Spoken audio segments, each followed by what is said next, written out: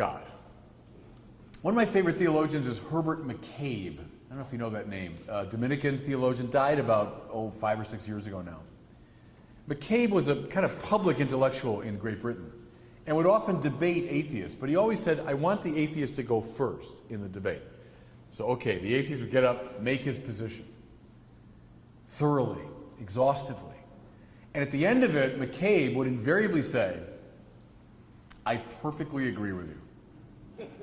Now, how come? He wasn't just being flip about it. He was acknowledging something. He was announcing something. That what atheists characterize as God is not what serious Catholics mean by the word God. That most atheists are knocking down a not very impressive straw man. And the very thing that they deny, Herbert McCabe would deny. If you read someone like Richard Dawkins, one of the big four new atheists, right? Hitchens and Dawkins, Sam Harris, and Daniel Dennett, the big four, the four horsemen of the new atheism. What did Dawkins give us? Dawkins gave us the flying spaghetti monster. Have you heard that phrase? Go on the internet, go on YouTube, it comes up all the time. His point is, believing in God is as silly and nonsensical and ridiculous as believing in a flying spaghetti monster. It's as inane as that, without evidence, without warrant. In fact, if you see these things that they're on cars, they'll have a little fish. That means you're a Christian. And then some people have done the fish with the little feet, and it says Darwin, Well, I saw, no kidding, I saw a flying spaghetti monster on someone's car. It was little meatballs and then the spaghetti like tentacles.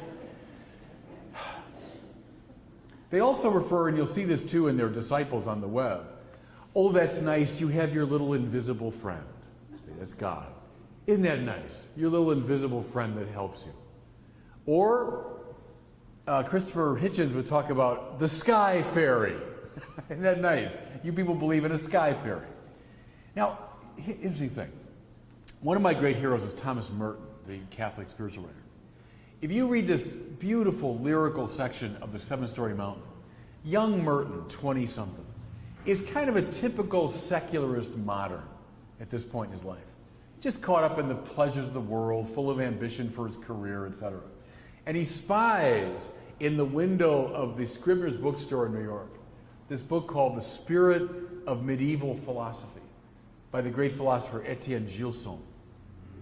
Merton bought the book, began to read it. And what did he find? What did he discover? It changed his life, by the way. He discovered that Catholics have a richly intellectual understanding of God, a subtle and sophisticated understanding of God. And Merton says this in that passage, I always thought of God as a noisy mythological creature. Now think about it. The flying spaghetti monster, the sky fairy, my invisible friend, a noisy mythological creature. What did he find in Etienne Gilson? And I'm going to say a word about it. He found this view from St. Thomas Aquinas, that God, properly understood, is not ens summum, but rather ipsum esse subsistens. I know these are abstractions. I'll explain. What's ens summum? That means the highest being.